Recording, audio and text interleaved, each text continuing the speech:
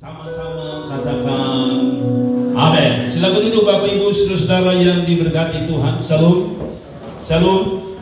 Baik Ibu Bapak sekalian yang diberkati Tuhan, minggu ini saya akan bicara tema jangan minta berkat tapi minta hikmat Salomo.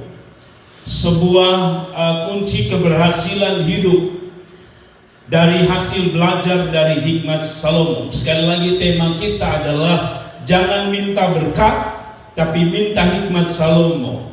Sebuah kunci sukses keberhasilan hidup, yaitu sesuatu yang kita bisa pelajari dari hikmat Salomo. 1 Raja-Raja pasal yang ketiga ayat yang kelima sampai ayat yang ke-11. 1 Raja-Raja pasal yang ketiga ayat yang kelima sampai ayat yang ke-11, tapi saya baca dari ayat 4. Pada suatu hari, saudara perhatikan baik-baik, raja pergi ke Gibeon untuk mempersembahkan korban, sebab disitulah bukit pengorbanan yang paling besar.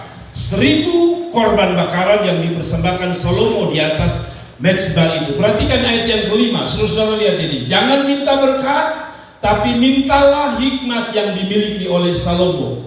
Pada suatu ayat yang kelima di Gibeon itu, perhatikan baik-baik. Tuhan menampakkan diri kepada Salomo dalam apa? Mimpi. Pada waktu malam berkatalah Allah, saudara perhatikan ini, mintalah apa yang hendak ku berikan kepadamu. Kalau saya tanya saudara, apa saudara punya jawaban cepat? Saya mau mujizat, saya mau berkat, saya mau dapat kerja, saya mau dapat istri yang cantik, saya mau dapat suami yang baik. Tapi pada waktu Salomo ditanya oleh Tuhan, saudara katakan, mintalah apa yang hendak ku berikan. Saudara ayat yang ke-6 kita lihat. Lalu Salomo berkata, perhatikan permintaan Salomo. Lalu Salomo berkata, engkaulah yang telah menunjukkan apa? Kasih setiamu yang besar kepada hambamu Daud ayahku, sebab ia hidup di hadapanmu dengan apa? Setia, benar dan jujur terhadap engkau, dan engkau telah menjamin kepadanya kasih setia yang besar itu dengan apa? Memberikan kepadanya seorang anak yang duduk di tahtanya seperti pada hari ini. Ayat yang ke-7. Maka sekarang ya Tuhan Allahku, engkaulah yang mengangkat hambamu ini menjadi raja, menggantikan Daud ayahku, sekalipun aku masih sangat muda dan belum berpengalaman. Demikianlah hambamu ini berada di tengah-tengah umatmu yang kau pilih, suatu umat yang apa? Yang besar, yang tidak terhitung dan tidak terkira banyaknya. Ayat yang ke-9. Maka berikanlah, saudara lihat ini, waktu Tuhan tanya dia minta apa? Ayat 9 berkata, maka berikanlah kepada hambamu ini apa? Hati yang faham, menimbang perkara untuk menghakimi umatmu, dengan dapat membedakan antara yang baik dan yang jahat. Sebab siapa yang sanggup menghakimi umatku yang sangat besar? Jadi kata yang digunakan adalah hati yang faham. Hati yang faham di sini adalah apa? Hikmat. Saudara, ayat yang ke-10. Lalu adalah baik di mata Tuhan bahwa Salomo meminta demikian. Saudara lihat ini. Salomo waktu dia minta hikmat, Tuhan berkata di dalam 10, lalu adalah baik di mana? Di mata Tuhan, Salomo meminta hal demikian, saudara. Jadi berfirmanlah Allah kepadanya, oleh karena engkau telah meminta hal yang demikian dan tidak meminta apa? Umur panjang. Umur panjang itu berkat, saudara setuju tidak? Berkat, anugerah. Kenapa dia tidak minta umur panjang? Atau kekayaan. Saudara lihat, dia tidak minta berkat. Atau nyawa musuhmu, melainkan pengertian untuk memutuskan hukum. Saudara-saudara, sekali lagi dia sedang bicara tentang dia minta satu perkara, hikmat. Oh, zaman sekarang orang tidak butuh hikmat, yang penting kaya. Orang tidak butuh hikmat, yang penting hidup bahagia katanya. Orang tidak perlu hikmat, yang penting saya punya bisnis berhasil. Nah, saudara-saudara, mari kita belajar di dalam mengapa kita penting berdoa supaya kita semua diberi hikmat. Saudara-saudara, ini terjadi ada saat Salomo dia dalam mimpinya dia bertemu Tuhan, dan saat Tuhan bertanya dalam mimpi, yang kau mau apa? Salomo menjawab apa? Hikmat. Sederhana permintaan dia, tidak neko-neko, tidak macam-macam. Tapi saudara tahu permintaan ini yang melahirkan hal-hal yang luar biasa. Saudara-saudara, kembali pada ayat 5 tadi dikatakan apa? Mintalah apa yang hendak saudara-saudara, kepadamu. Salomo menjawab apa? Hikmat. Tuhan, saya tidak mau yang lain. Hikmat. Saudara, apa itu hikmat? Apa itu hikmat? Hikmat, saya cuplik sedikit dari khotbah pendeta Ezra Solo. Dia mengatakan begini, hikmat adalah kemampuan untuk menilai dengan tepat, bertindak dengan cara atau tindakan yang terbaik, didasarkan pada pengetahuan dan pengertian. Sekali lagi, menurut pendeta Ezra Solo, dia mengatakan hikmat adalah kemampuan untuk menilai dengan tepat, bertindak dengan cara atau tindakan yang terbaik, didasarkan pada pengetahuan dan pengertian. Saudara, kalau saudara kurang mengerti ini, apa itu hikmat? Dia katakan begini, sederhananya begini, hikmat adalah, atau saya mau sebut begini, kalau saudara tidak bisa bedakan antara hikmat, sebab ada orang berkata begini, cerdas itu hikmat, pengetahuan itu hikmat, sebab tidak bisa. Pengetahuan, kecerdasan dan hikmat berbeda. Kalau saya boleh tarik kesimpulan begini, pengetahuan dan kecerdasan itu bicara tentang teoritis. Jadi kalau saudara tahu bagaimana supaya sehat, makan 4 sehat 5 sempurna. Sekalipun Anda tahu 4 sehat 5 sempurna, tetapi Anda tidak tahu cara memberi makan anak-anakmu, maka 4 sehat dan 5 sempurna percuma. Saudara sendiri yang maaf, kita yang hidup susah, kita lihat susu, aduh kita bilang, coba saya punya duit, saya kepingin beli susu. Tapi saudara tahu orang kaya punya anak, beli susu yang paling mahal, dia tahu di atas meja, dia bergumul. Karena anaknya setiap kali disodorkan susu, dia tidak mau. Beberapa di antara kita kan begitu. Sampai tua, minum susu putih, katanya minta maaf, perut sakit. Padahal susu itu baik. Bagaimana caranya? Saudara pernah punya anak yang susah makan? Pernah saudara ketemu anakmu susah makan? Beli macam-macam, tetap dia tidak mau makan. Pertanyaan saya, Anda tahu bahwa anak membutuhkan makanan sehat, itu pengetahuan. Tetapi untuk dia bisa makan, itu butuh hikmat. Saudara mesti paham di sini. Saudara paham? Tahu bahwa 4 sehat 5 sempurna dibutuhkan anak. Tetapi dengan tahu tidak menjamin bahwa anak itu akan makan dengan baik 4 sehat 5 sempurna. Salah satunya sayur itu sehat tidak? Tapi coba kasih makan anak. Saya tanya saudara, dia makan tidak? Kalaupun dia makan sambil menangis, susah. Itu yang saya bilang, tahu tentang makanan, tahu masak yang enak tentang makanan, tapi hikmatlah yang bisa memberi cara untuk anak bisa makan. Saya kasih contoh, waktu masih kecil, saya lanjut. Sedangkan hikmat bicara tentang hal praktis, caranya. Nah, saya masih ingat waktu kecil, anak-anak saya masih kecil, termasuk salah satu pemain tamborin, Tiffany. Ini anak-anak ini susah makan. Jadi istri saya kalau kasih makan mereka, karena Maida titip, Tiffany masih kecil. Jadi waktu mereka umur tangga-tangga begitu, dekat-dekat, setiap kasih makan susah, harus marah, makan, konya cepat, telan cepat. Saya melihat, saya jengkel karena rasanya ada guna susah. Kasih masak dia buka besar-besar. Tapi waktu dia habis tutup, dia tidak bergerak di mulut. Dia tidak punya.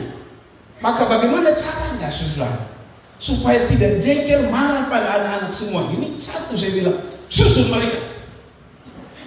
Jadi 1, 2, 3, 4. Jadi istri saya, dulu belum ada COVID, jadi 1 sendok boleh. Jadi kasih makan 1. Daripada marah dia, lu ke belakang. Pokoknya sampai lu makanan sudah habis. Jadi dia ke belakang, lalu ganti lagi 1. Pas ini 1. Dan dia waktu dia ke belakang yang ke depan ini, dia masih gini, sampai saat dia putar ke balik sini pasti habis. Kadang-kadang saya suruh Tiffany, dia mama baru tahu ini. Saya bilang Tiffany, karena dia agak paling lama punya.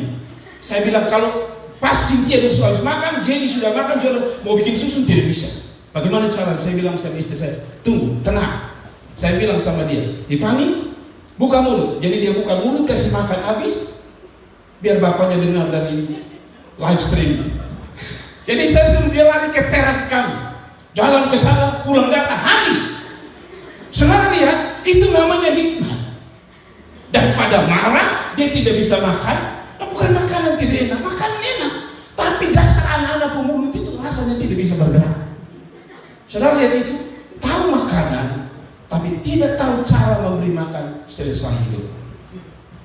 Mengerti maksud saya? Tahu dan hikmat itu berbeda. Katakan amin. Nah, semua yang kita dapat pelajari itu adalah pengetahuan. Tapi hikmat didapat dari dua, yaitu pengalaman dan yang kedua Tuhan. Nah, mari kita berlanjut selanjutnya. Saya akhirnya menarik kesimpulan, hikmat adalah kemampuan untuk dapat membedakan apa yang benar dan salah, serta membantunya mengambil keputusan yang adil dan bijaksana. Orang tahu belum tentu dia bisa bedakan benar dan salah. Betul? Betul tidak? Betul tidak? Anda tahu lampu merah harus berhenti atau jalan? Kenapa Anda jalan pada waktu lampu merah? Pak, terlambat gereja Pak. Oh, saya tidak mau tahu. Tapi itu yang disebut pengetahuan. Beda dengan hikmat. Hikmat dia tahu. Kalau sampai dia langgar, ada dua perkara. Satu kena tilang, dua celaka. Tapi orang berhikmat, dia selalu lihat apa? Benar dan salah. Serta membantu mengambil keputusan yang adil dan benar. Sudah tilang, bagus. Tapi saudara keluar uang lagi. Mengerti ya? Sekarang kita masuk pada pengetahuan yang lain. Saya tambahkan sini. Semua orang punya pengetahuan, betul? Setiap orang punya pengetahuan. Apa saja Anda tahu. Maksudnya gini, tidak semua kita tahu, tapi kita punya pengetahuan. Betul tidak? Anak-anak disuruh 1+1 2. Dia punya pengetahuan tentang, walaupun pengetahuan dia tidak sebanyak orang tua atau orang dewasa. Tapi setiap kita punya pengetahuan. Pemain tamborin punya pengetahuan. Jangan coba-coba Anda bermain tamborin yang laki-laki. Karena Anda bukan hanya tidak pantas, tapi Anda tidak tahu bagaimana cara main tamborin. Dulu saya pikir begini, tamborin itu pukul-pukul saja. Ternyata tidak, saudara. Saudara tahu sampai kata apa itu punya makna. Kadang-kadang saudara lihat, ku menyembah, angkat tangan. Saudara jangan pikir mau diangkat tangan begini, karena memang dia senang begini. Tidak, itu semua ada arti. Mereka tahu, tetapi sekali lagi hikmat itu dapat dari pengalaman dan dari Tuhan. Katakan amin. Semua orang punya pengetahuan, tapi tidak semua orang berhikmat. Halo? Tahu bahwa lombok itu kalau dimakan lambung naik tidak? Tahu kalau makan daging babi itu kolesterol tinggi tidak? Tahu. Tapi heran, habis sakit dokter tegur habis, kita bilang pokoknya hari bertobat besok makan.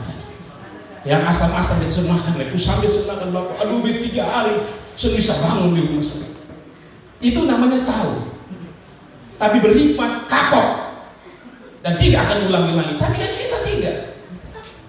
Habis itu besok makan lebih tinggi lagi, lombok lebih tinggi. Soalnya kemarin dokter ada jadi, ya ada yang bilang gini, makan saja pertama, karena sudah berdoa. Yang kedua, ada dokter. Saya mau tanya saudara, itu namanya pengetahuan, tapi itu bukan hikmat. Saudara mengerti sampai sini? Mengerti sampai di sini? Cara mendapatkan hikmat, apa caranya? Sederhana, cara mendapatkan hikmat. Yang pertama, minta. Minta kepada siapa? Minta siapa? Minta Tuhan. Dan hidup takut akan Tuhan. 2 saja kunci menurut saya. Amsal 9 ayat 10 dan 1 Raja-Raja 3 ayat 5 sampai 11. Amsal 9 ayat 10 mengatakan perkataan begini. Permulaan hikmat adalah takut akan Tuhan dan mengenal Yang Maha Kudus adalah, berarti takut akan Tuhan adalah permulaan. Berarti dari mana itu? Dari takut Tuhan. Berarti sederhana. Dari mana itu hikmat? Dari mana? Tuhan. Yang kedua dari pengalaman. Sudah lihat? Dari saya sudah dari dulu sebelum punya SIM, saya tidak ajar saudara bodoh ya. Tapi ini mengajarkan hikmat. Dari sebelum saya ada SIM sampai saya ada SIM, saya sudah tahu gejala-gejala ada tilang. Karena hikmat, karena pengalaman. Jadi kalau saudara jalan-jalan, tiba-tiba ada motor kumpul rame-rame. Dong tidak ada tujuan, tiba-tiba dong kumpul di situ tanpa disuruh.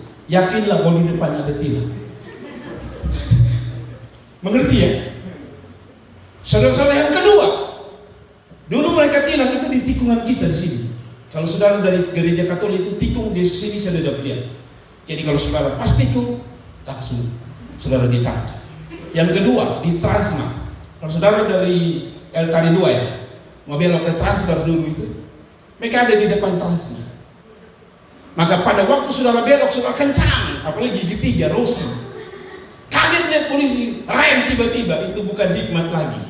Pengetahuan namanya, polisi ada di depan. Tapi hikmat selalu memberi kita pelajaran. Ada amin? Ada amin? Kalau sudah ketipu laki-laki, sebenarnya harus ada hikmah. Kalau laki-laki tipu lu tiap hari, sudah harus lahirnya namanya hikmah. Ada amin? Ini saudara datang di pendeta, Bapak Pendeta, beta kecewa lah kalau keempat. Itu karena saudara sudah tidak berhikmah. Ada amin? Ada amin? Ada amin? Dari bicara dia suka si bonteng, tapi saudara bilang so sweet. Kayak saya lihat dia itu, aduh tidak bisa. Itu bukan hikmah, itu pengetahuan bodoh. Ada amin? Ada amin? Mengapa Salomo hanya meminta hikmat? Itu pertanyaan penting.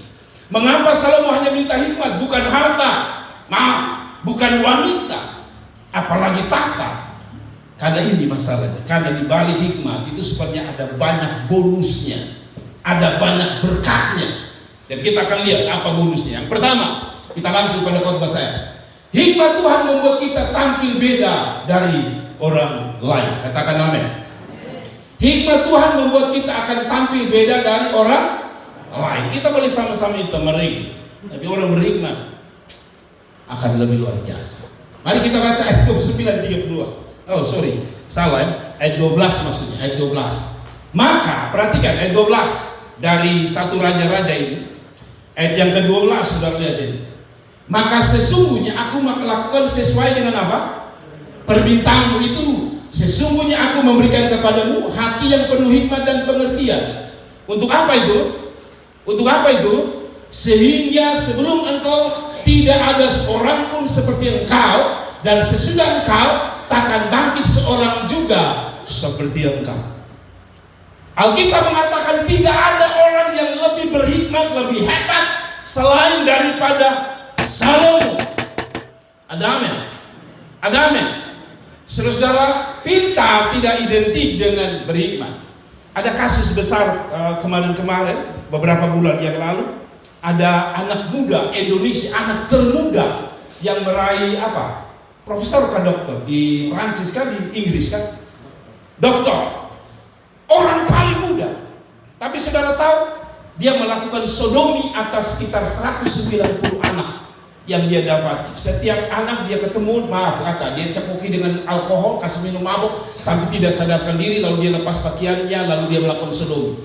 190 kalau tidak salah yang didapati pada waktu polisi, maaf kata, ketika dia melakukan pada anak laki-laki terakhir, anak laki-laki ini cepat sadar dari mabuk.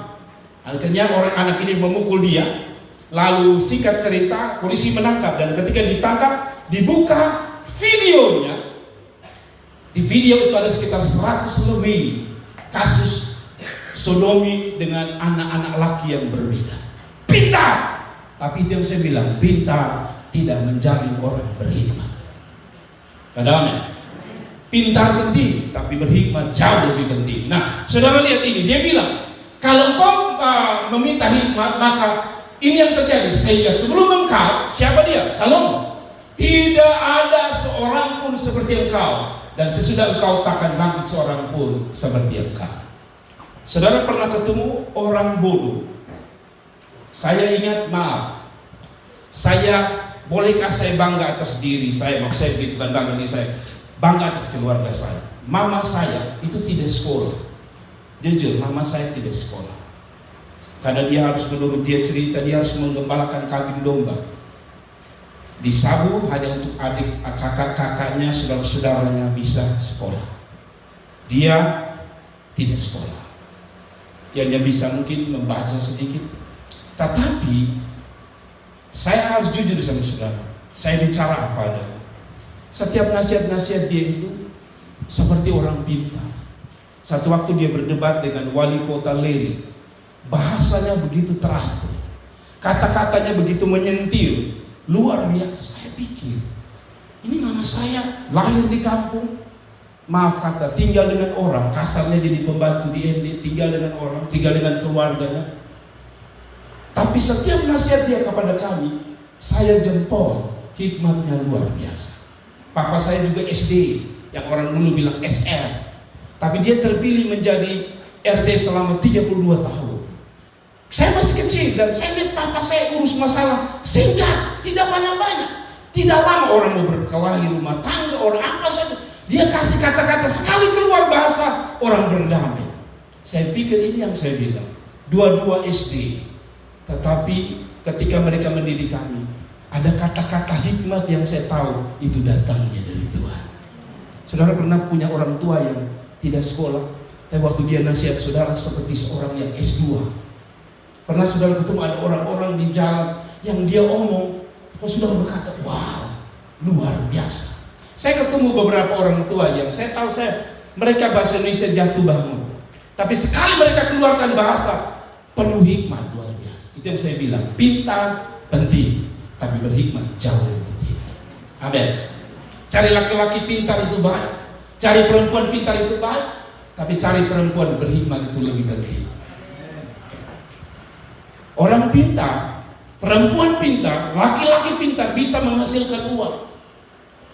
Tapi perempuan dan laki-laki berhikmatlah yang bisa mengatur uang dengan baik. Ada sama-sama, golongan sama, pegawai sama, di kantor yang sama, gaji sama. Tapi ada satu yang berhikmat, ada satu tidak. Ada satu itu, maaf kalau saya sih, ada satu itu gaji pas-pas, rombengan jalan terus. Kita perlu hikmah. Kita perlu hikmah. Amin. Saudara, ada waktu di mana uang saudara pas-pas, saudara bisa memprioritaskan. Amin. Ada amin.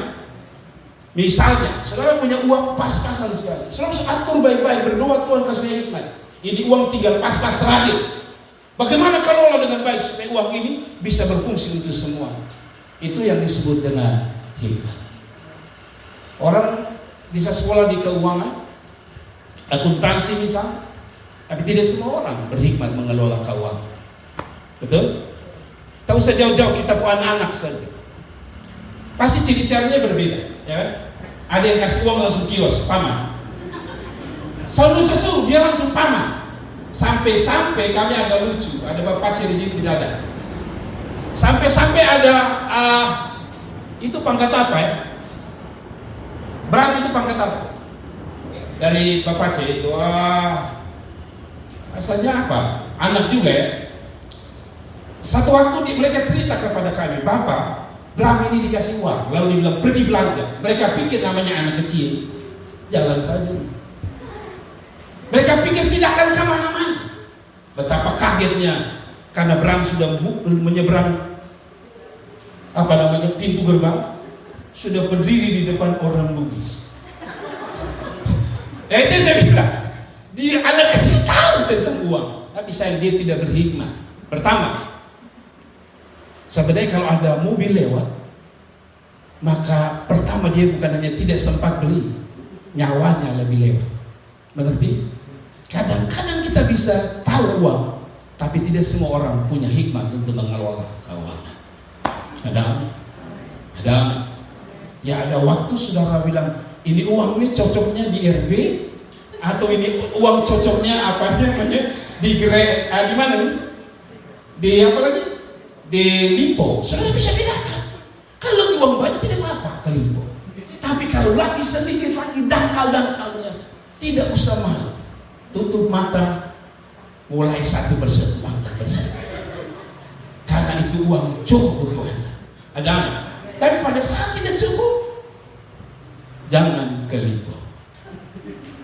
Saya tidak sedang bicara Limpo maupun RB. Ada. Saya sering bilang, lebih baik RB. Karena 100.000 dapat 3. Saudara kalau pergi, apalagi kalau lagi murah-murah. Sekarang ini kan banyak-banyak online. Sekarang orang tidak lagi dengar khotbah pendeta. Online fix nomor berapa? Oh haleluya. Ada amin. LDR 185. Fix hitam, fix bola-bola. Fix kotak-kotak. Oh haleluya. Nah saudara-saudara, saya tidak melarang. Istri saya ini juga kadang-kadang saya bilang fix sama. Tapi maksud saya adalah mari kita atur dengan baik. Hikmat itu penting. Katakan amin. Ada amin. Ada amin. Nah sehingga sebelum engkau tidak ada seorang pun yang seperti engkau. Ada amin. Biar mertuamu berkata, ini anak mantu ini bagus. Dia pulang kerja biasa-biasa, mau diatur uang dengan baik. Saya punya satu orang ipar. Setiap kali dia dapat gaji atau dapat uang dari suaminya, dia taruh di belakang foto. Dia taruh di belakang foto. Satu waktu dia bilang sama suaminya, bangun rumah. Suami bilang, apa di mana? Bangun rumah. Dia tidak tahu mujizat ada di balik foto. Dan saudara-saudaraku yang diberkati, itu namanya hikmat. Ada amin. Ada amin. Carilah istri yang berhikmat. Istri berhikmat itu kelihatannya dia bersembunyi, tapi di balik bersembunyi itu dia mau bikin surprise untuk saudara. Amin. Karena itu kalau ketika saudara tanya, kenapa ini uang habis? Jangan tanya. Berpikirlah bahwa di balik foto ada berkah.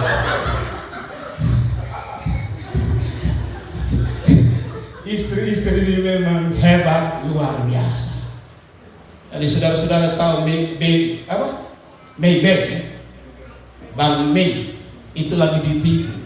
Saudara, kalau saudara tidak mau ditipu, pakai cara itu, balik foto. Aman, tentram, dan bahagia. Oke, kita masuk pada ayat yang ke-29. Saudara lihat, ini bukti bahwa dia menjadi orang yang berbeda. Dan Allah memberikan kepada Salomo hikmat dan pengertian yang amat besar serta akal yang luas seperti dataran pasir di tepi laut. Sehingga hikmat Salomo melebihi hikmat segala Bani Timur dan melebihi segala hikmat orang. Saudara tahu orang-orang Mesir pada zaman itu orang-orang brilian, orang-orang pintar. Jadi kayak sekarang orang bilang lulusan apa? Lulusan Cina, lulusan Mandarin, lulusan mana lagi? Amerika, lulusan Australia. Zaman itu keluaran ini, tempat-tempat ini, Bani Timur, Mesir itu orang hebat. Tapi dia bilang, sehebat mereka tidak ada yang lebih berhikmat seperti Salomo. Ada amin. Biar orang mengatakan engkau luar biasa. Oke, 31-32.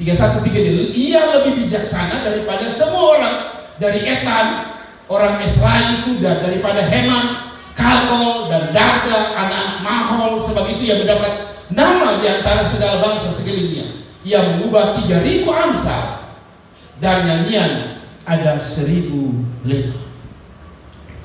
Amsal yang terkenal adalah amsal Salomo.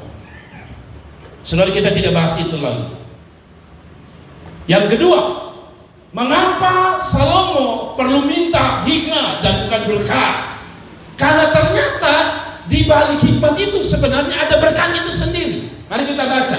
Saudaraku, hikmat Tuhan membuat hidup kita diberkati dan dimuliakan. Anda tidak percaya? Mari kita baca ayat 13. Sudah lihat ayat 13.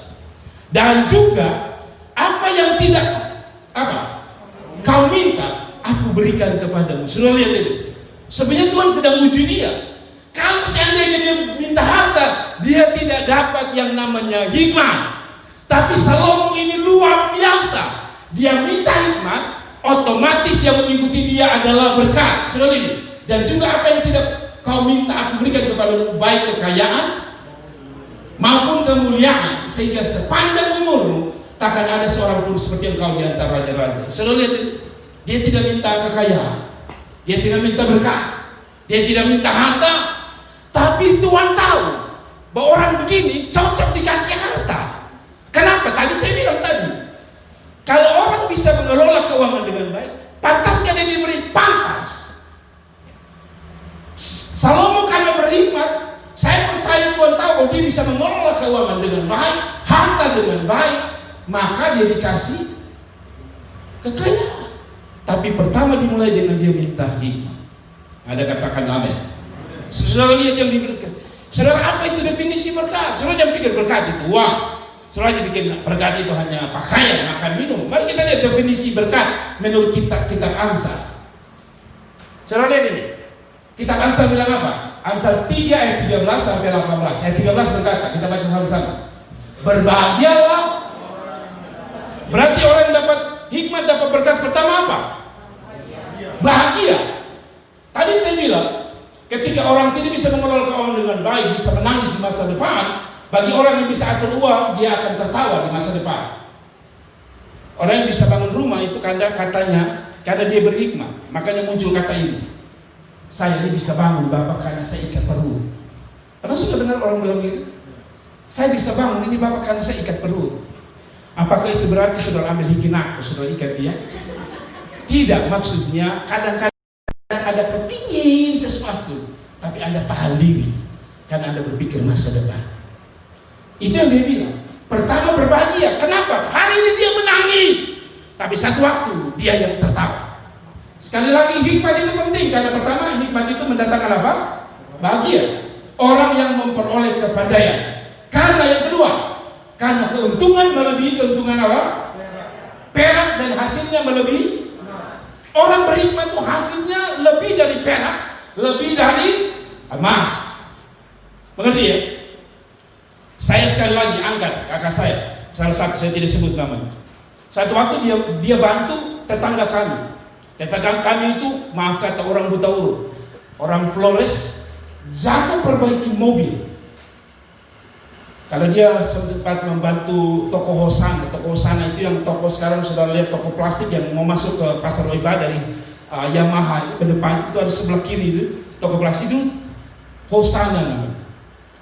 Jadi kakak saya ini setiap kali pergi, saya ingat waktu bapak saya bilang sama kakak saya begini, "Pi, bantu bikin apa? Lu dapat apa?" Dia kasih lu berapa?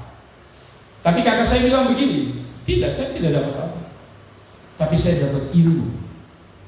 Dan akhirnya kakak saya bisa jadi orang yang bisa memperbaiki banyak mesin. Dia tidak perlu sekolah, dia hanya pergi membantu, mengeluarkan tenaga sedikit untuk mendapatkan pengetahuan tentang mesin. Itu hidup berhikmat. Tidak punya uang khusus, tidak punya kemampuan untuk bisa beli alat-alat, tapi dengan nebeng di situ, membantu hanya angkat-angkat mesin, lalu dia bisa lihat. Lama-kelamaan orang ini simpati dan mengajarkan semua ilmunya. Mengerti maksud saya? Hidup ini perlu hikmah. Karena hikmah itu memberi apa? Keuntungan melebihi perak. Kenapa? Melebihi perak. Tadi saya bilang. Ketika orang cari kerja, mati kakak saya dapat dia gampang-gampang, berebutan. Jadi kalau saudara ke pantai, pada zaman kakak saya masih sehat-sehat, orang sering panggil dia untuk memperbaiki mesin-mesin perahu. Dari mesin biasa sampai mesin besar. Dari mana? Dari hikmah. Dia tidak dapat uang hari itu, tapi dia tahu ada perak-perak di balik pengetahuan itu. Mengerti? Hikmat selalu memberi lebih dari apa yang Anda punya. Ada amin? Ada amin? Saudara tahu, waktu saudara bantu orang, lalu saudara bilang, tak usah. Waktu dia mau kasih satu, tak usah. Saudara dia bantu, tak usah. Saudara tahu satu kali dia kasih Anda yang kabuak, orang Bupang bilang. Mengerti? Hikmat tidak dapat apa-apa hari ini, no problem. Tapi dia bilang, itu seperti keuntungan perak dan melebihi emas. Artinya orang yang berhikmat punya tabungan di depan, di masa depan. Katakan amin. Nah saudara, lanjut pada ayat yang ke-15-16. Apa berkatnya? Ia lebih berharga daripada permata. Apapun yang kau inginkan tidak dapat menyamainya. Saudara tahu orang berhikmat itu tidak ada yang dapat menyamainya. Kalau pintar orang bisa menyamainya. Mengerti ya? Saya tidak bisa pintar matematika. Saya ambil orang kursus, saya belajar sungsung, saya bisa pintar sama. Tapi hikmat dia bilang, ketika Tuhan kasih, itu tidak ada orang yang bisa belajar untuk sama dengan saudara. Itu perbedaannya, hikmat. Itulah berkatnya. Dia bilang tidak ada yang akan bisa menyamai Anda. Betul? Ranking bisa, ini kali Anda 2, besok Anda bisa 1. Ini hari Anda 1, besok bisa 2. Tapi hikmat, kalau Tuhan kasih, Alkitab bilang apa? Ada orang mau coba pepet Anda dengan cara apapun, dia tidak bisa melebihi Anda. Tidak ada kata amin. Oke. Sudahlah, kita lanjut. 17. Jalannya adalah jalan penuh bahagia, segala jalannya sejahtera semata-mata. Ada amin. Saudara-saudara, sejahtera semata. Ia menjadi pohon kehidupan, ini diberkati lagi. Yang memegangnya, siapa yang berpegang padanya akan disebut bahagia. Ini rentetan berkat dari orang-orang berhikmat.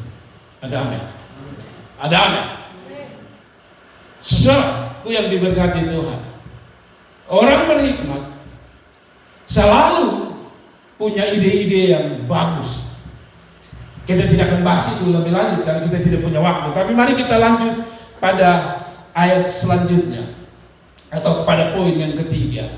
Mengapa Salomo minta hikmat dan mengapa kita harus minta hikmat? Karena yang ketiga, hikmat Tuhan membuat kita hidup berkenan kepada Tuhan. Ada kata amin. Pengetahuan tidak bisa bikin orang hidup dalam takut Tuhan atau perkenanan Tuhan. Tapi orang berhikmat selalu hidupnya pasti akan berhubungan dengan kata ini, yaitu apa? Hikmat Tuhan membuat kita hidup apa? Berkenan kepada Tuhan. Anda tidak percaya? Baca ayat yang ke-17 dari Raja-Raja tadi. Dan jika engkau hidup menurut jalan yang kutunjukkan dan tetap mengikuti segala ketetapan dan perintahku, sama seperti ayahmu Daud, maka aku akan memperpanjang umurmu. Ayat 15. Lalu terjagalah Salomo. Tadi saya bilang ini dalam mimpi. Lalu terjagalah Salomo, ternyata ia bermimpi. Sekembalinya ke Yerusalem, berdirilah ia di hadapan tabut perjanjian Tuhan, dipersembahkannya korban-korban bakaran dan korban-korban keselamatan. Kemudian ia mengadakan perjamuan bagi semua pegawai. Saudara-saudara lihat ini. Hikmat bukan membuat Salomo takabur. Hikmat tidak membuat Salomo kagum dengan kepandaian. Hikmat tidak membuat Salomo akhirnya kagum dengan kekayaan yang ada di sekelilingnya. Tapi hikmat telah menghantar Salomo untuk semakin berkenan di hadapan Tuhan. Ada amin. Kalau Anda hanya pintar cari uang, saya sebut sebagai orang yang berpengetahuan dan pintar. Tapi kalau Anda dapat uang, lalu uang itu bukan hanya Anda pakai untuk hidup Anda, tapi Anda pakai untuk memuliakan Tuhan, Anda pakai untuk cari Tuhan, Anda sedang berhikmat. Saudara setuju? Kalau Anda dapat uang, Anda hanya orang pintar, Anda ada orang yang berpengetahuan tentang cari uang. Tapi waktu Anda punya uang, tapi Anda masih punya waktu untuk Tuhan, Anda orang berhikmat. Mengerti? Jadi kalau Tuhan semakin memberkati Anda, bukan Anda semakin hilang dari gereja. Semakin Anda dikasih kepintaran, bukan Anda semakin jauh dari hadirat Allah. Semakin Anda dikasih, makin dekat dengan Tuhan. Ada amin. Saudara, itu namanya hikmat. Sebab hikmat itu selalu berhubungan dengan yang memberi, gitu. Mengerti ya? Hikmat tadi datang dari mana tadi? Saya bilang dari Tuhan. Yang kedua dari pengalaman. Tapi yang nomor satu adalah dari Tuhan. Kalau dari pengalaman bisa semua orang belajar. Tapi kalau dari Tuhan, masalahnya selalu dapat dari Tuhan. Dia kembalikan kepada Tuhan. Ada amin. Ada amin. Saudara, contoh saudara berbisnis. Apa Anda sendiri yang berbisnis? Tapi kenapa Anda punya strategi dalam berbisnis? Sehingga sekalipun sama-sama jual horden, tapi horden mungkin lebih laku. Karena itu yang disebut dengan hikmat. Sama-sama ambil dari tempat yang sama, tapi karena hikmat. Demikian saudara-saudara yang maaf kata ojek, sopir, sama-sama sopir. Tapi kenapa Anda kadang-kadang dapat lebih banyak dari orang-orang? Karena berhikmat. Sekali lagi, karena saudara dapat hikmat, kembalilah kepada Tuhan. Amin. Contoh paling gampang. Tidak semua sopir bisa dapat penumpang dengan baik. Kenapa? Karena sopir berpengalaman akan lebih gampang untuk mendapatkan penumpang. Dari mana Anda dapat itu semua? Dari Tuhan. Kalau Anda dapat dari Tuhan, sekali lagi jangan lupa daratan dengan Tuhan. Mengerti? Anda bisa dapat jabatan itu karena ada hikmat-hikmat Tuhan. Apa Anda sendiri yang pegawai di sini? Tidak. ada orang lain. Tapi kalau Anda diangkat, karena ada hikmat Tuhan yang memimpin hidup. Kalau ada hikmat Tuhan yang memimpinmu, ingat, kembali kepada Tuhan. Dan Salomo sadari, dia hidup berkenan di hadapan Tuhan ayat 14, di dalam ayat 15 dia bawa korban syukur kepada Tuhan. Orang yang beriman selalu arahnya pada Tuhan. Tapi orang yang tidak berhikmat selalu matanya hanya pada perkara-perkara jasmani. Saudara setuju atau tidak, itu ayat Alkitab yang bilang. Saudara, yang berikut, saudara, tadi yang ketiga, hikmat Tuhan membuat hidup kita apa? Berkenan. Tadi sudah dikatakan Amsal 9 ayat 10. Kembali Amsal 9 ayat 10. Permulaan hikmat adalah takut akan Tuhan, dan yang mengenal Yang Maha Kuasa adalah pengertian. Saudara lihat ini, hikmat itu dari Tuhan, betul ya? Permulaan hikmat adalah takut Tuhan. Berarti dari mana hikmatnya? Dari Tuhan. Dampaknya adalah apa? Mengenal Maha Kudus dan berpengertian. Saudara lihat ini? Jadi saudara, hidup kita harus sampai pada tingkat tadi, berhikmat. Orang yang berhikmat pada akhirnya dia belajar untuk mengenal Yang Maha Kudus. Dia makin mengenal siapa yang memberi kepadanya. Jadi kalau orang makin tidak mengenal Allah, saya pikir saudara hanya berpengetahuan, tapi Anda bukan orang yang masuk dalam orang berhikmat. Makanya dia pernah bilang apa? Apa gunanya engkau memiliki isi dunia kalau jiwamu binasa? Kenapa? Itu bicara hikmat lagi. Bahkan Yesus sendiri membutuhkan hikmat. Anda tidak percaya? Dalam catatan Injil selalu dikatakan gini, lalu Yesus makin bertambah umur dan juga bertambah hikmatnya, dan dia makin dikasihi oleh manusia dan Bapa di surga. Yesus saja butuh hikmat. Saudara, satu waktu ada orang bertanya kepadanya, Guru, haruskah kami persembahkan persembahan untuk Kaisar? Kalau saudara masih ingat, diambil uang. Karena kalau dia jawab Kaisar saja, orang Yahudi akan marah, karena orang Yahudi tidak menyembah Kaisar. Sedangkan kalau dia bilang hanya sembah Tuhan Allah, orang Romawi akan berkata, hukum dia.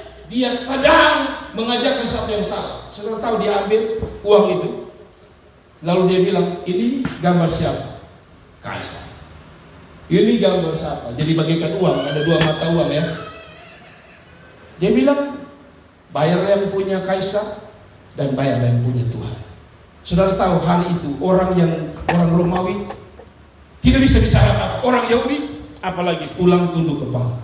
Kenapa? Karena ada hikmat. Pernah saudara dijebak orang, sengaja bertanya, lalu saudara berkata, ini kayaknya dia mau menjebak. Lalu saudara memberi jawaban, lalu dia menjadi kecewa, Anda sendiri puas. Itulah hikmat. Ada, itulah hikmat. Sekarang ini banyak penipu, saudara, hati-hati di FB. Tiba-tiba menggunakan nama orang-orang yang kita kenal. Saya baru saja mengalami dari Mas Sandra, kakak daripada Mayana, minta kami uang. Kalau saya tidak berhikmat, saya hanya berpengetahuan, saya tahu tentang Mas Sandra, karena saya kenal baik dengan Mas Sandra, saya bisa saja ketipu. Tapi saya bilang sama dia, saya berhikmat. Kalau saya bilang dia penipu, dia akan bilang, karena dia begini, dia berhikmat, saya anggap dia berhikmat. Wow, berhikmat. Kenapa? Karena Pak Mama Sandra itu selalu panggil saya dengan kata Papet, dan dia pakai saya Papet. Yang membuat dia bodoh antara hikmat dia, pengetahuan dia dengan hikmat saya beda, yaitu begini. Saya coba lagi, Mas Sandra mau bikin apa? Dia jawabnya begini, oh enggak, saya dalam arti ini orang kuat. Bagaimana mungkin dia enggak dengan saya? Mengerti ya? Sebentar dia enggak, sebentar pokoknya campur aduk. Saya bilang, oh ini sudah ketahuan. Hikmat selalu memberi kita pelajaran. Lalu bagaimana caranya? Supaya dia tidak buat saya lagi. Dia bilang, ayo, saya sudah tahu sasaran tembak. Dia akan berkata begini, pendeta kok tidak punya kasih? Sebab saya pernah mengalami. Maka yang saya jawab hanya sederhana. Saya takut saja Mama kasih Mama punya nomor rekening. Lalu dia berkata, oh jangan, saya hari ini ada sampai pada limit batasan. Kan kita tahu kalau saudara ambil dengan ATM itu ada batasan. Dia pikir dia tahu. Sayang dia tidak pikir bahwa saya berhikmat. Dia tahu tentang keuangan bahwa sekian stop. Lalu saya bilang gini, oh tidak apa-apa mama. Saya tetap minta mama pun karena saya tahu saya lebih suka. Dia bilang percayalah, ini teman saya punya. Temannya bernama, ya saya tidak ingat, tapi nama-nama orang Jawa lagi. Saya bilang wah lu nikah. Akhirnya saya pikir gini, sudahlah daripada kita debat, saya bilang sama dia, maaf saya bertanya karena saya yakin orang yang menipu itu, saya yakin pertama dia tidak tenang dalam hidupnya, yang kedua saya takut hari ini juga dia mati. Saudara tahu dia tutup FB-nya hilang sampai hari ini. Saya berdoa, saya bilang jangan sampai dia mati hari ini. Saudara, hikmat salam kita perlu. Ada amin. Hikmat itu penting. Nah, sudahlah, kita tidak selama-lama. Sekarang kita masuk pada poin selanjutnya, poin yang keempat. Hikmat Tuhan membuat kita bisa mengatasi persoalan yang sulit. Kenapa Salomo minta hikmat? Tadi alasannya jelas ya. Karena dia mau memimpin apa? Umat Israel yang banyak, kata Alkitab tadi ya. Singkat cerita. Tapi sebenarnya ada peristiwa di dalam ayat-ayat ini. Kalau saudara gabungkan dari ayat 4, 5 terus sampai ke bawah, ternyata dia butuh hikmat karena ternyata di depan dia ada persoalan. Persoalannya gampang-gampang susah. Apa itu? Mari kita baca. Hikmat Tuhan membuat kita bisa mengatasi persoalan hidup yang sulit. Ayat 16 sampai 27. Saya cepat saja. Saudara lihat ini. Pada waktu itu masuklah 2 orang perempuan Sunda menghadapi raja, lalu mereka berdiri di depannya. Kata perempuan yang satu, ya Tuanku, aku dari perempuan ini diam dalam satu rumah dan aku melahirkan anak pada waktu dia ada di rumah itu. Kemudian pada hari ketiga sesudah aku perempuan ini pun melahirkan. Jadi sama-sama melahirkan di Leuna dengan Dedan. Kami sendirian, tidak ada orang luar bersama-sama kami dalam rumah, hanya kami berdua. Luar biasa ya, orang zaman dulu itu muku sendiri, melahirkan sendiri. Tapi ayat 19 menarik, sudah lihat ayat 19. Pada waktu malam, anak perempuan ini mati karena ia menyidurinya. Saudara yang baru menikah, hati-hati. Ternyata jadi ibu itu tidak gampang. Saya heran, mama-mama itu kalau dia tidur malam dia tidak sadar. Istri saya itu kalau dia tidur dia tidak sadar. Kadang-kadang dia buka kaki kasih naik saya juga. Tapi heran waktu kami punya anak bayi, dia tidur seperti ada rem. Dia putar stroke. Saya pikir apakah perutnya ada mata. Tapi ini perempuan itu terlaluan sekali. Dia balik model apa sampai tenis kembali di depan. Minimal kan anak menangis kan. Wah. Ini tidak juga. Bayangkan sekali tenis mati. Pada waktu tengah malam dia bangun lalu mengambil anakku dari samping. Pulang aja sekarang. Lu kira ini anak babi? Dia ambil, setelah dia anak mati dia ambil, dia tukar. Ceritanya begini. Dibaringkan yang anak itu di pangkuan, sedang anaknya yang mati itu dibaringkan di pangkuan. Ketika aku bangun pada waktu pagi untuk menyusui anakku, tampaklah anak itu sudah mati. Tapi ketika aku mengamati mati dia pada waktu pagi, tampaklah bukan dia anak yang kulahirkan. Saudara, sekali saudara lahirkan, Anda pasti hafal wajahnya. Karena wajah anak itu hanya ada 2 miripnya. 1, mirip bapaknya. 2, mirip papanya. Tidak ada ketiga. Kalau sampai ada ketiga, pertanyaan besar. Jadi pasti ibu ini ya hafal, ini anak saya tidak begini. Kemarin agak keriting-keriting sedikit, telinga agak lebar. Kenapa ini hari dia mata sipit? Kan begini. Lalu dia bilang, ini ibu sudah keterlaluan. Ketika aku bangun pada waktu pagi menyusui anakku, tampaknya itu sudah mati. Oke, lanjut cepat. Ayat sesudah itu raja berkata, ambilkan aku pedang. Saudara tahu, harusnya dia tanya, lu mengaku sudah. Tadi raja, lu sudah mengaku lu lihat, ya. Lu sudah mengaku lu lihat. Tapi tidak. Salomo angkat parang. Ambilkan aku pedang, lalu dibawa pedang. Kata raja, penggal dia. Saudara tahu waktu itu ibu-ibu 2 pasti bilang gila. Katanya berhikmat. Oh ini mau potong orang bagaimana? itulah hikmat. Hikmat selalu disalah mengerti oleh orang lain. Kata raja, penggalan dia, anak yang hidup itu menjadi dua. Berikanlah setengah kepada yang satu dan yang setengah lagi kepada yang lain. Kelihatan tidak berhikmat, betul? Tapi coba baca ayat selanjutnya. Maka kata perempuan yang empunya, perhatikan kata ini.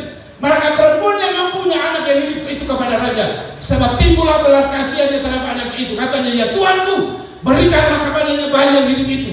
Jangan sekali-kali membunuh dia. Tapi yang lain itu berkata, supaya jangan untukku atau untungnya.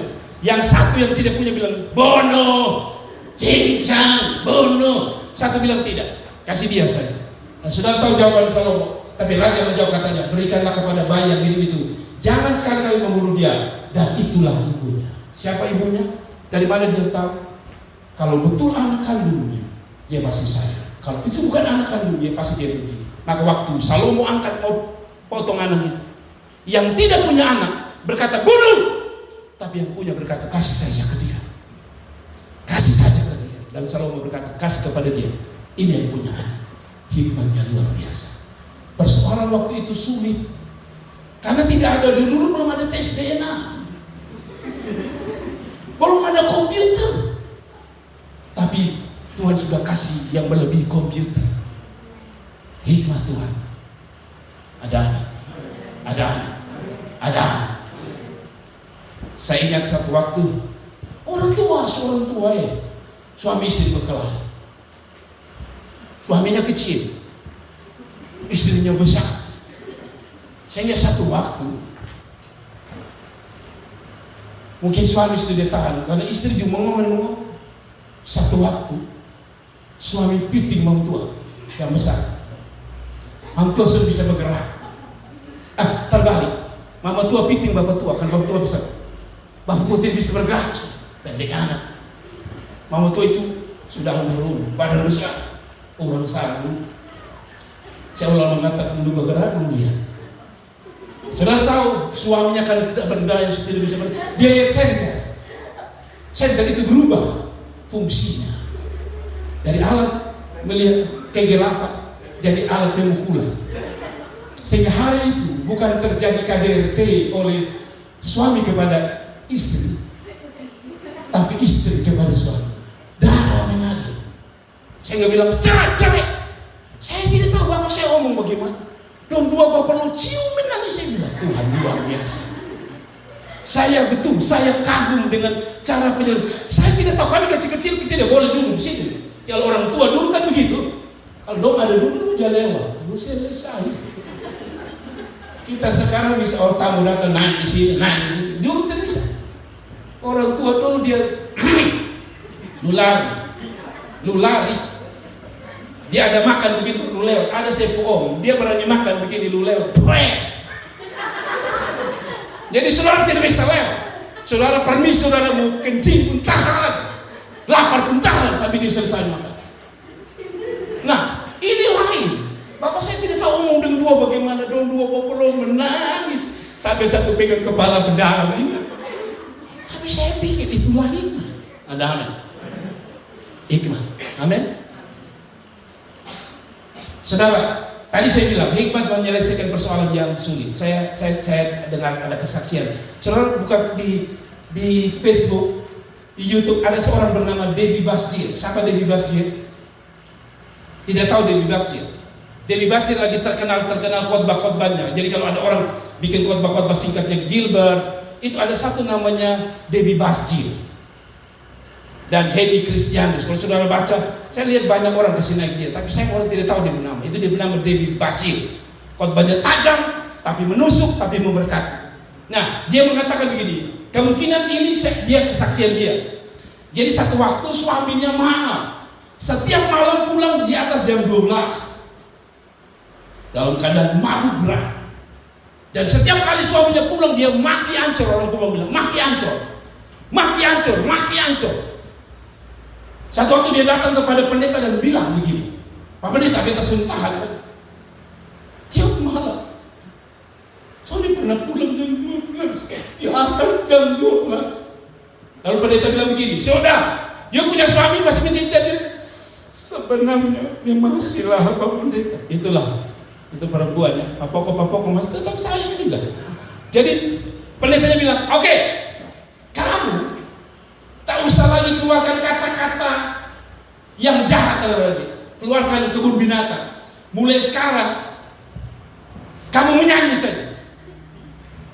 Setiap kali dia datang, kamu menyanyi saja. Saya lupa lagunya, tapi kira-kira lagu rohani lah. Setiap kali suaminya mengunjung, kami memuji kebesaran. Jadi satu waktu suaminya pulang, dia dengar, sampai dia berontak, dia bilang, tidak bisa, pendeta, ini laki keterlaluan. Satu waktu dia bilang, kenapa tidak salahnya saya praktek? Waktu dia buka pintu, suami baru muncul, dia bilang, kami memuji kebesaran, sambil tegang sebenarnya. Lalu dia bilang, saya sudah nyanyi, tapi jujur saya tidak bisa menyembunyikan kemarahan saya. Jadi saya sambil nyanyi kamu memuji, saya marah. Lalu pendeta berkata, tidak apa-apa, yang penting sudah memulai. Kamu tidak mengulangi kata-kata. Oke, besok pagi begitu lagi. Suaminya muncul, tapi sudah mulai lebih lembut. Kami memuji kebesaran. Makan apa? Susia. Lusa terus begitu, makin lembut. Terakhir, saudara, satu malam dia bilang, dia menyanyi habis kami memuji kebesaran, dia bilang sama suami, air panas wadah, makanan sudah lengkap. Bapak habis makan, kalau bapak capek, ada air panas. Sudah tahu, suaminya bilang gini, saya mau ke gereja. Suaminya tidak pernah mau ke gereja. Lalu ditanya pendetanya, kenapa kamu mau ke gereja hari ini? Ini rahasianya. Rupanya malam pertama yang tadi dia nyanyi sambil muka papaya itu, rupanya malam itu suaminya minum mabuk yang paling parah. Dan suaminya berkata di tempat baru, hari ini kalau saya masih diperlakukan dengan cara yang sama, saya akan menikahi salah seorang artis dangdut. Hari itu ternyata hari yang tadi dia muka sambil asam tapi memuji kebesaran, itu adalah hari penentu. Dan saudara tahu waktu dia nyanyi itu, suaminya kaget, berarti dia punya kesempatan nikah dengan penyanyi dangdut Batak. Yang akan nikah kembali dengan singers gereja. Singkat cerita, bapak itu sekarang menjadi hamba Tuhan, pendeta. Kalau saudara buka di masjid, khotbah-khotbahnya luar biasa. Dimulai dari mana? Lagu tadi. Kenapa itu? Hikmat. Ada. Laki sepulang capek-capek bilang, untuk abang kalau dari mana? Laki pundara sebenarnya 200. Pas lu bilang ini laki hola, dia naik 400 sampai 900. Dia lompat dari sini keluar sampai di Urusan. Damai. Berhikmatlah katakan amin. Berhikmatlah katakan amin. Berhikmatlah katakan amin. Kalau saya pun bini begitu, kalau dia anak-anak bikin jengkel dia tunggu. Sedua hari dia kasih makan bahasa Ibadah, bapak bercerita. Baik. Sebab seandainya saya belum kenyang, hikmatilah. Mengerti? Sudah kita tutup lah. Saya lihat wajah saudara sudah mulai lebih lesu dan berbeban berat. Saya tidak bisa beri kelegaan kepada saudara, tapi mari kita lihat poin terakhir. Kenapa perlu hikmat? Hikmat Tuhan membuat hidup kita dihormati, disegani, dihargai, dan diberi award. Ayat 28, sudah lihat ayat 28 sebagai penutup. Ketika seluruh orang Israel mendengar keputusan hukum yang diberikan raja, maka apa?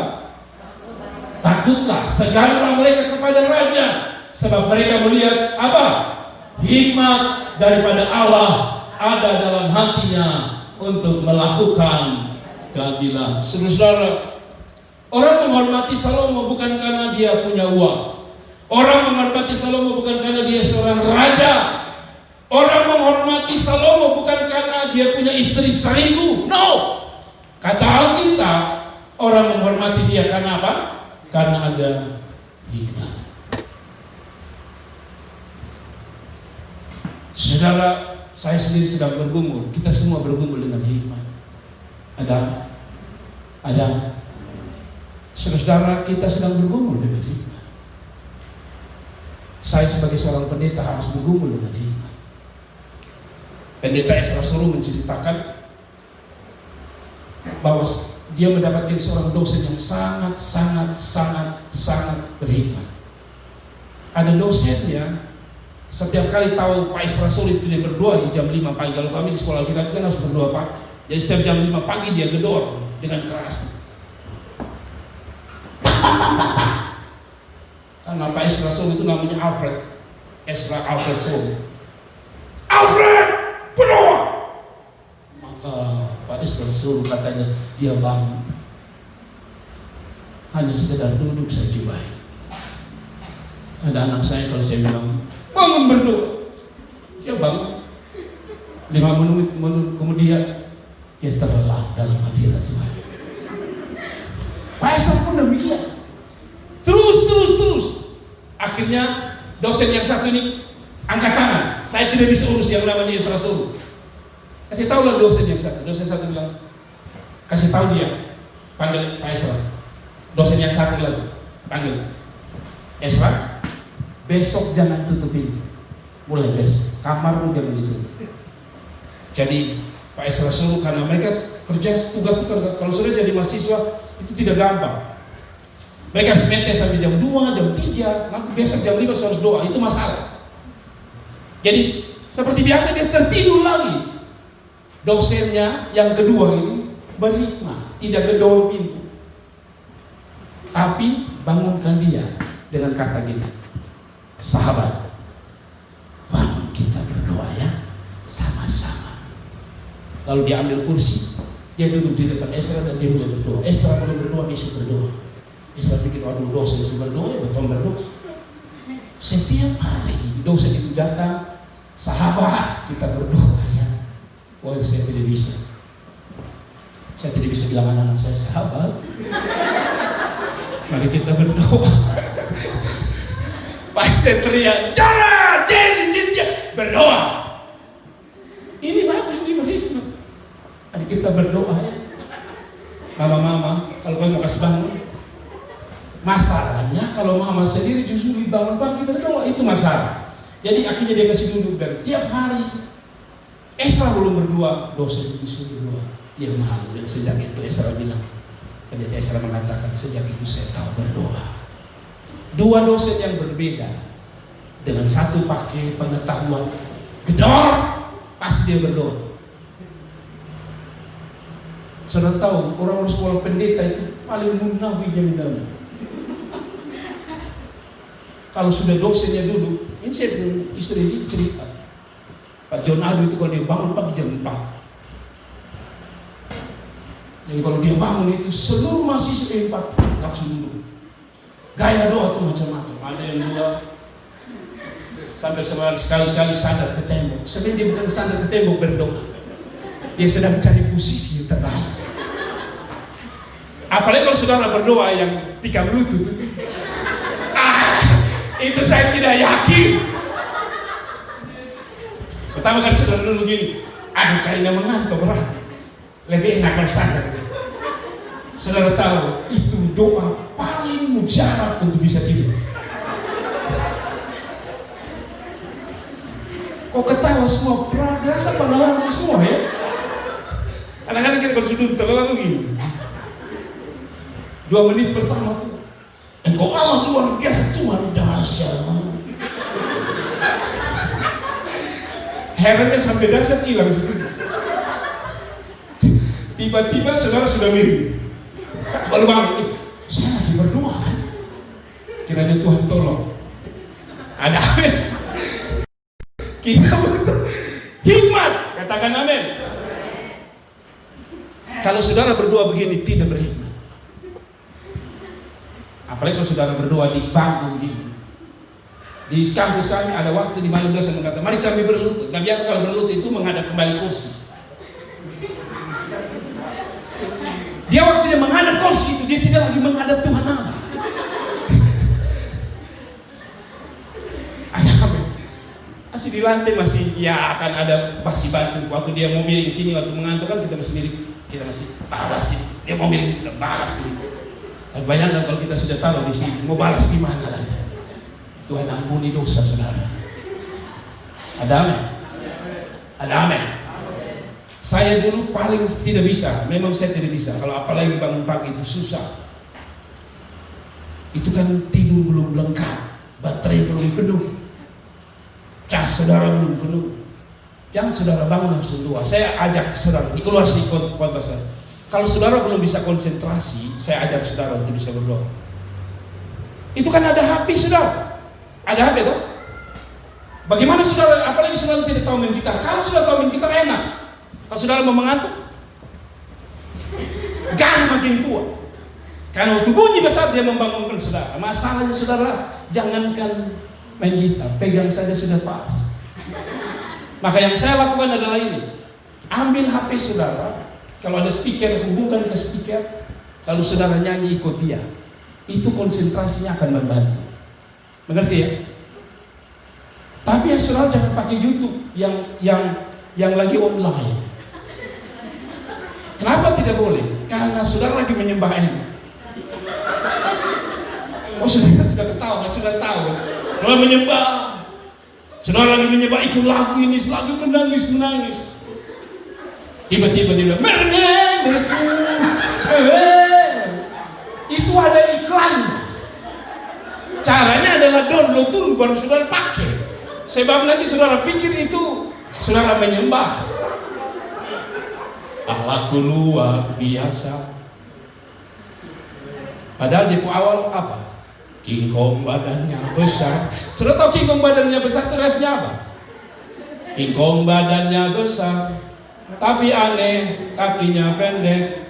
Lebih aneh binatang bebek, lehernya panjang, kakinya pendek. Sudah tahu refnya? Haleluya. Jadi ada satu waktu ada orang nyanyi haleluya, haleluya. Semua sudah dipenuhi hadirat Allah, dia nangis. Tiba-tiba Solider mengatakan, kita mulai dari awal. Kita mulai dari awal. Sudah tahu dari awal apa? King Kong badan. Hilang hadirat Allah. Makanya pilihlah lagu yang benar untuk bisa bawa Anda pada diri. Tuhan Yesus memberkati kita sekalian. Teruslah berhikmat karena Allah punya berkat di atas orang-orang yang berhikmat. Mari kita tunduk kepala kita.